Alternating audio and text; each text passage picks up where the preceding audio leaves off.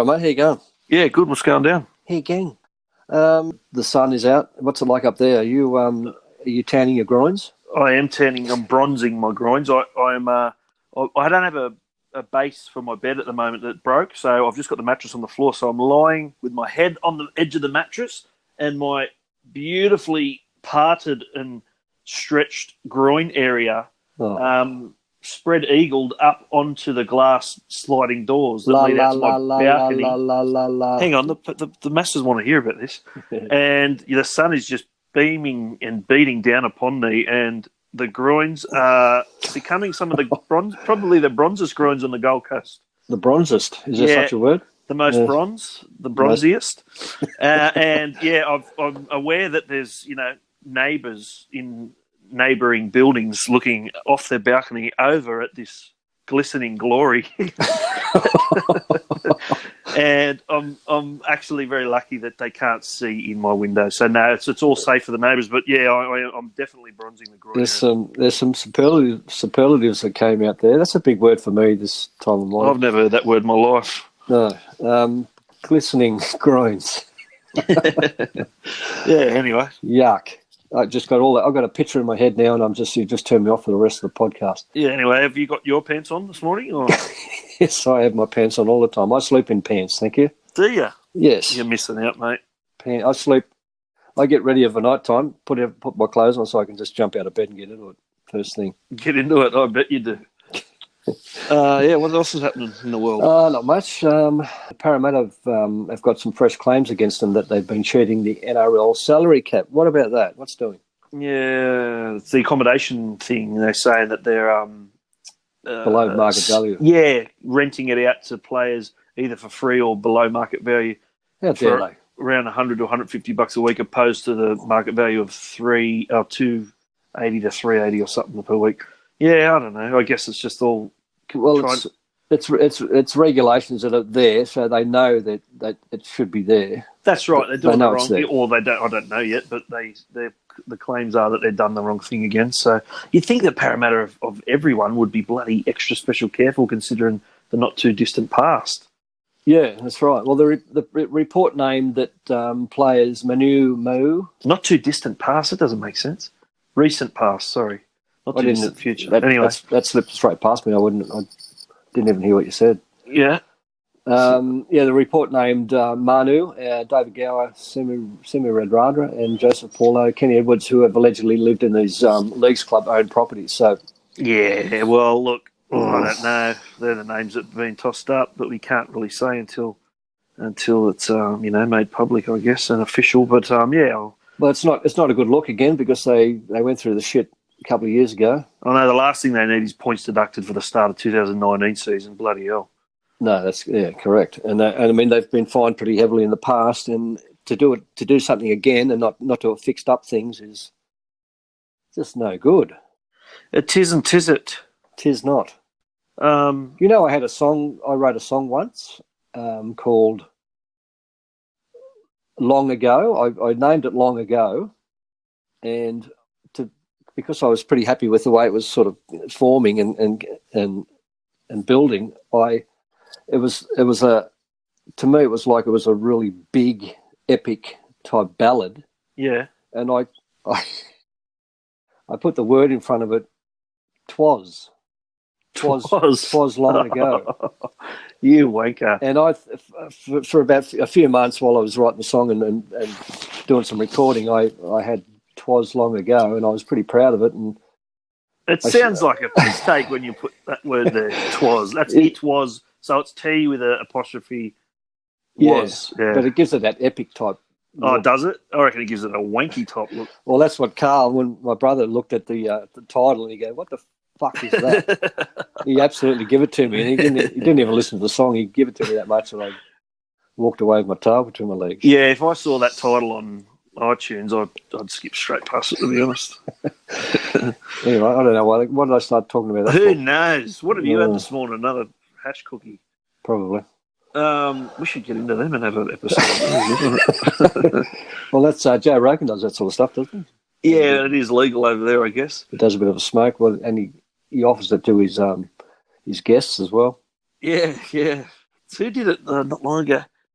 Oh, Alex Jones, that guy got banned. What about that? They banned him from YouTube and Facebook and something else. Alex Jones, he's like a conspiracy nut, and he's got his own show, InfoWars, and they've banned him from those platforms because really? he's been in breach of some of their things. But then again, some of the other things that are out there are in breach of it too, but they don't get taken down, I think, because he's got so much traction. He's got like over 2 million subscribers or whatever. That, they've brushed him from it, but it's kind of just helped his website because everyone's just gone over there to hear what he's going on about now. So he's all about against the New World Order and all the the money men running the world and the corruption, and he's exposing people left, right, and centre. Did you see the Andrew Fifita blow up? Yeah, what's going on there? He was blowing up at the coaching box. Look, it's a very aggressive, very hot-headed sport, and I think what if the fans that blow up about that kind of thing? What do they actually want?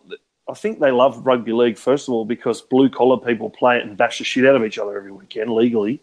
Yeah. Sometimes not, but I think that's one of the big draw cards for the game, and then they kind of get filthy when things like this happen or head highs happen or whatever else happens that, look bad on the game. It's like, where is rugby league? Like, what are we looking for here? Because he's copping a fair bit of shit for having a passionate outburst. And, yeah, it doesn't look great, but we're not, like, footballers aren't, scholars, and they're not like white collar. It's a different group of humans. Yeah, but for the amount of time that Andrew Fifita's been in the game and the coaching that he's had and all the stuff that goes on at the clubs and stuff to make you a better person, you think he'd know or have learned by now. I totally disagree. It's not so much the fans that are complaining about it, but the media. No, not all of them, but there's a lot of people kind of blowing up saying he should be this and that and this is disgusting and then I don't know. And then I've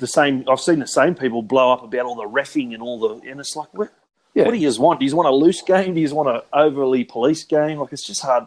It's like opinions are just everywhere, aren't they? What he did, I can only go by how I was coached and who I was coached by. Someone like Jack Gibson would last 5 minutes, not even 5 minutes.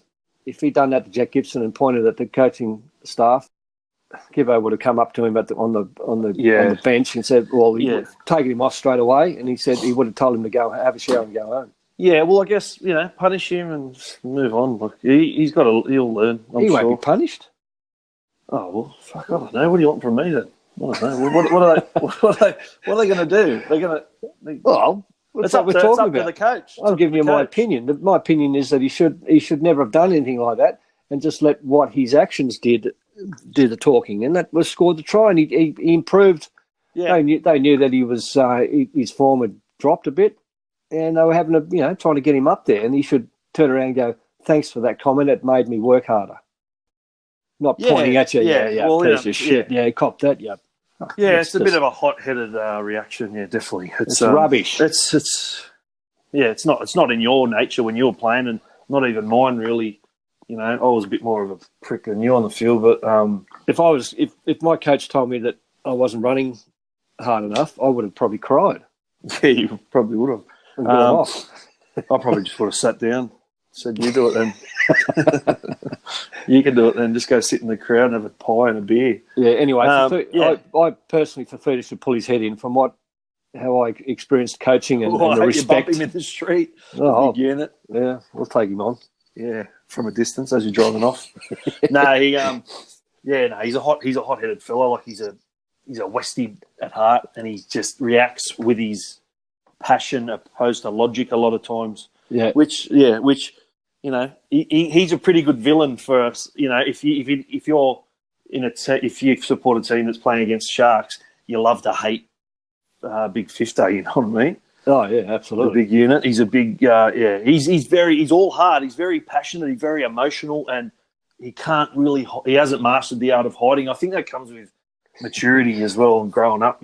Like kind of outbursts and things like that. I'm sure, like because of this outlash, I don't think you'll see him do that again. Yeah, apparently it was pointed at Jim Dimmick I didn't even know Jim Dimmick was at Cronulla, you know? Yeah. Jimmy's at Cronulla. Is that what it was? Is that who it was directed at? Yeah, apparently at one of the at the warm up, he was trying to bust through some pads and stuff like that, and Dimmick was holding the pads. And I think as a passing bit of a comment, as he's hit the pad, warming up, Dimmick's gone run harder than that or something, you know, something along those lines.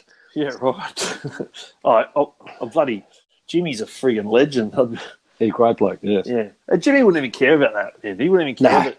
It worked. It really worked, didn't it? Yeah, he got in his head, and it got in Fifita's head, and he busted over the line, scored a meat pie, and gave some back, which probably wasn't ideal, but oh well, rugby league, mate, blue collar, Westies, rough, hot-headed psychos. Bring it on.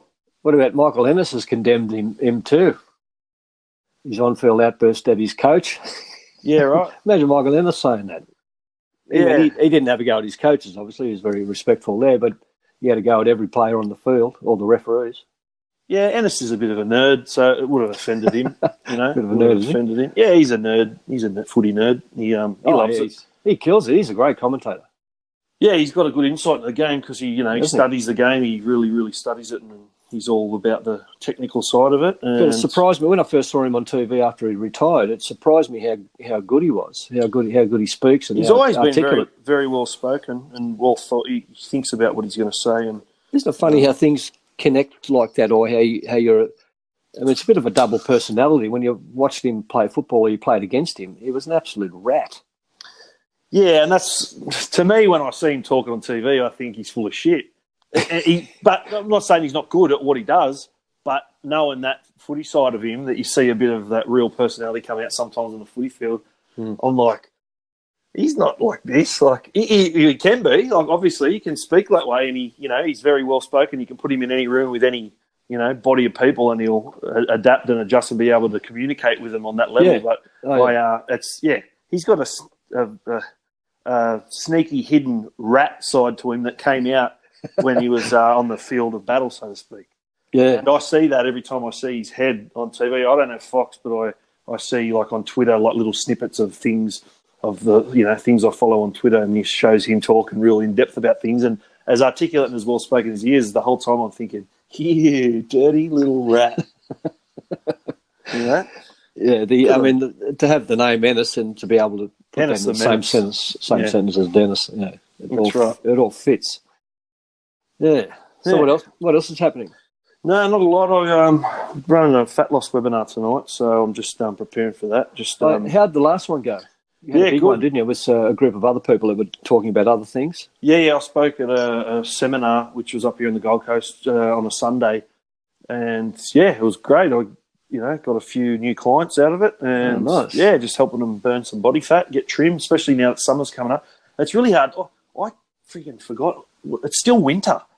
Like honestly, it is that hot up here. Like summer is going to be uncomfortably hot. Like it's ridiculous. I wish it'd stay like this now all year. It'd be perfect because it's just like beautiful spring day every day, Well, the winter's hit here a bit. It's been pretty mild here, and we've had sort of through the days the sun is booming, but lately the last 3-4 days has been real wintry, which is... Why don't we always go back to talking about fucking the weather? Because exactly, why did you bring it up for? Anyway. Charming. Well, so basically... fat loss? Yeah, got some new clients, and they're going well. They've shipped a few kgs already of fat. People get obsessed with the scale, what the scales say, and even as often as I say, don't get obsessed with what the scale says, they still get obsessed with the scale because the scales don't measure body to fat and muscle ratio. They don't measure your body fat percentages; they just measure your overall weight. So quite often what happens is people initially will lose 5, 6, 7, 10, sometimes 20 kilos because they're carrying a lot of fat, and it goes away pretty quickly when they start doing the right thing. And then they hit a zone where it starts to plateau, and they get paranoid that they're not losing another 20 kilos quickly. But what's happening is because they're moving a little bit more, they're adding a little bit more muscle density. Doesn't take much muscle as it does fat to weigh a certain amount of kilos. So they put a couple of kilos on sometimes, and they're like, "Oh shit, the scale said I put on." I'm like, yeah, you've added muscle, you've added dense muscle. You're still stripping fat. Your body composition is changing. You're getting more muscle instead of fat now, and muscle weighs more. Per kilo. Like a kilo of muscle is tiny compared to a kilo of fat. You know what I mean? So I don't know. It's hard to convince them to not get obsessed with the scales, but yeah, eventually they do. What weighs heavier, a ton of feathers or a ton of steel? They're both the same, you idiot. Just trying to trick you. Jeez. Yeah, try, but I'm very, very smart. So you are smart. You are a smart where kid. I got it from. Thanks for that. Your mother. Yeah. No, Mum actually stayed up on the weekend. She was here. It was good to have Mum around. She was. Oh, that's right. She was up there for 4 days, wasn't she? Yeah, she was being, adding the mother's touch to the home. And you did some cooking. I saw a photo that was she put up on Facebook. I've nailed chicken and vegetable soup, like the healthiest, nicest tasting chicken vegetable soup. Chicken broth? It's the chicken broth, so it really is cheating because it already tastes good as you buy it. You buy it in not those plastic kind of packety things. So you've got to add salt. That's pretty tricky. Well, I add a lot more than that. What I do is I saute onions, butter, and garlic. Saute, no, not satay sauce. Saute.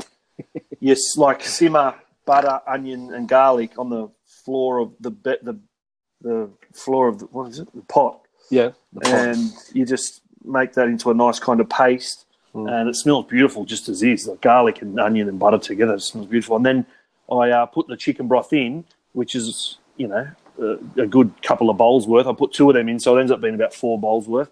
And then I add my favourite veggies. I add extra broccoli, Brussels sprouts sometimes, celery, mushrooms, and just some salt and pepper to taste. That's what I meant to ask. Do you put the veggies in to cook in the broth, or do you cook them first and then throw them in the broth? I put them in the broth to cook. So I just tip it all in there, and I put like the broccoli and the vegetables that are a little bit harder in first, and then later I add the softer vegetables like the celery and things like that. Okay. I like coriander. A lot of people don't like it, but I put a fair bit of coriander in there and some chili as well. And I'll tell you what, it's just so healthy. I was getting the flu a few weeks ago. I woke up with a sore throat, blocked nose. I thought, here we go. I could feel it coming. I was getting hot and cold flushes, and I thought, this is going to be a good week of just feeling like shit. So I went to the store and I slammed a green juice down, and I bought all this broth and all this these healthy veggies. Came home, made a big batch of soup, and just ate that for the next few meals. And I woke up completely healed. Like never before has that happened. Like it always comes full force, and I end up fucked for a few days. But I beat it with this real healthy food, and that's the way to do it. Just smash your immune system with nutrients, eh? Awesome. Good stuff. Do you take any supplements? No? I take spirulina, which is just, healthy. Yep. Got a bit of everything in it, except for vitamin C. Rich in natural vitamins, minerals, antioxidants, amino acids, plant pigments, and it's grown organically. It's like an algae. They grow it and they, freeze dry it and then pack it into tablets. And you can have the powder. I just take the tablets. Take about 6 a day. Everything except vitamin C, eh? Yes, apparently so. Yeah. So I just, I'll smash that. And I don't take vitamin C orally. I probably should. But I'm pretty simple. Like, if you get your food right, geez, it just makes a big difference. It does. You don't need as much of the supplements or any at all if you're doing it properly. Yeah, people often be mistaken with thinking that they can just eat shit all day and have a multivitamin, and it's okay. But I like to get the base right first, eat the right food, at least 90% of the week. Still have a thick shake, a donut and a pizza, every now and then on a Saturday or a Sunday. Not all weekend, eating shit, just, a couple of meals throughout the weekend, and then back on the health horse from Monday on. Do you know who the highest paid rugby union player is? No, I don't. Nrl Folau. Okay. Do you know how much he gets a year? No, I don't. Have a guess. 2 million? Spot on. Oh, right. Really? Yeah, okay. Yeah. Oh, okay. Makes sense. Yeah. Makes $2 sense. million. Do you think he's worth that? I do. I think if you can get it, you're worth it. And I think that it's a contact sport. I think it's a tough sport. I don't think it's as tough as rugby league. But no. I still think that because it's so much more of a world game and it attracts more money, I guess he can warrant giving someone that money. And he's a big mother of a thing. He's a big weapon. I don't think it's just... look, it can be as tough as rugby league. It's not as consistent as rugby league, and in regards of It's less collision. The collisions aren't as intense but because there's no 10-metre rule. the rucks are pretty intense. Yeah, they look yucky. Yeah, there's nothing much tougher than that. I'm not saying it's easy. Yeah, I remember a fair while ago. This is about 20 years ago. Gus Gould dissected the game of rugby league by putting a stopwatch on a player. It was Brad Fittler, of how often he's got the ball in his hand. Yeah, and he times it with a stopwatch. Yeah. Out of an 80-minute game, what would you think? How long the ball's in the hand of Brad Fittler in an 80-minute game? Couldn't tell you, but a lot. 6 minutes. Oh, right, okay, because he's in a pivotal position, he catch and pass more so. Yeah, so, he times it when he's got the ball, and when he releases the ball, the stopwatch stops. So a total of 6 minutes out of 80 minutes. Yeah. And defensively, he spent 8 minutes defending. Yep. So a total of 15 minutes out of an 80-minute game. But you're not doing nothing for the No, that's right. minutes. The rest of it is you're following the ball and you're talking. Interesting, though, isn't it? It's interesting. It is how you dissect that. But can you imagine dissecting the rugby union game where Nrl Folau, if you put a time on him when he's got the ball, or when he's involved in a tackle, it'd be something like 3 minutes per defensively and in attack, and he gets $2 million a year. Yeah, that helps mentally. If you thought before the game, all you got to do is have around about 10 minutes of impact, and the rest is just, getting your head together and getting your lungs in order. If you could think of it like that, I wish I had thought about it like that. Now, there's a couple of other players that are in the Australian team that get 1.8, 1.5 and stuff like that. The highest paid, they just played the Bledisloe Cup and they got smacked by the Kiwis, which they generally do every year. The highest paid Kiwi player gets $1 million a year. Yeah, right. Yeah. So maybe we're overpaying them a little bit, and they should be a bit more. Not overpaying in relation to how tough their jobs are, but in relation to what other people get who are doing the same, if not more. Well, the Kiwis might have it right. I mean, they've got pride in the jumper, and it's not about money. More so, I mean, $1 million is still a lot of money, but $2 million Nrl Folau's $2 million, $1 million player better than the Kiwi player. No way. But it's not his fault really. He's not going to knock it back, is he? Of course, no. I'm not saying it's his fault. No, I'd take it too if it was playing or whatever. But I'm just saying that. Yeah, it's out of whack. It is out of whack. It does seem out of whack when you say it like that. Definitely, yeah. So, what do you want to write a letter about it, or? Yeah. You upset? Actually, to the point where I might write a letter. My father wrote a letter once to Brian Smith. Did he? What was in the letter? It was when you were playing. Yeah, right. What was his game plan? Well, he was. The idea is to pass it out to Eric more often. Pass it out to the backs. The forwards are all hogs, and if you ran the ball a bit more and passed the ball a bit more. Isn't it amazing? Like he would have thought as he was writing it, like this will really hit home with Brian. Yeah, and Brian did actually read it. Apparently, did he? Yeah, he didn't say anything to you, obviously. No, he didn't. No, he didn't. I think he would have known that I had nothing to do with that. Yeah, when Dad passed away, Carl found the letter.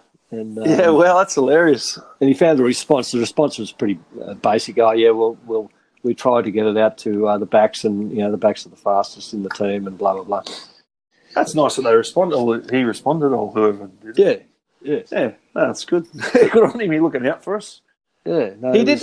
I watched the footy with him one night at his place, and although it was a bit kind of old school thinking, his point was right. Like, because on screen it looks like you can just easily just sling it out to the backs and score on the edges, but obviously on ground level, like it's a different story, Because it's you look at it like it's a game of chess when you're seeing the camera angles from up high, and you can say, you can see two players ahead. Oh, geez, they're skinny out there. Go there. When you're on ground level, it's so quick, and they cover things so quickly. You can see people's eyes knowing about things, and like, they've got that covered, so you go elsewhere, try and trick them. That's it. But I did see what he was talking about. I was like, it makes sense what you're saying. It's just it's not that easy. I watched a few games on TV with him and stuff like that, but it gets to the point where, Dad, he couldn't have done this, he couldn't have done that. You can't say that. You couldn't have. The same with the movies. When you watch the movie, Yeah, I remember that. yeah, he'd pull the movie apart in regards to how stupid it was. Oh, that's bloody stupid. Oh, funny, man. Far is a funny human, wasn't he? Yeah. Watching those Mission Impossible movies with him, he loved them, and you could see he was getting really sort of worked up in his chair and sort of jumping up when the action was happening, and then he'd go, "Oh, that's bloody stupid." Yeah. He gets really angry, doesn't he? Like why the directors chose to make the movie go that way, and that's right. Yeah.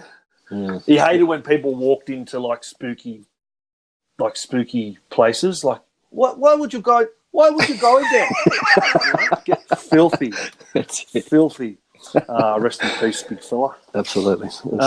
Yeah, no worries, Pa. Well, look, all right. There's, I'm sure we'll hear more about the Parramatta stuff and more about Parra come out. Yeah, we'll chat about it later. All right, mate. Take it easy. Have a good day. You too. See ya. See you, mate.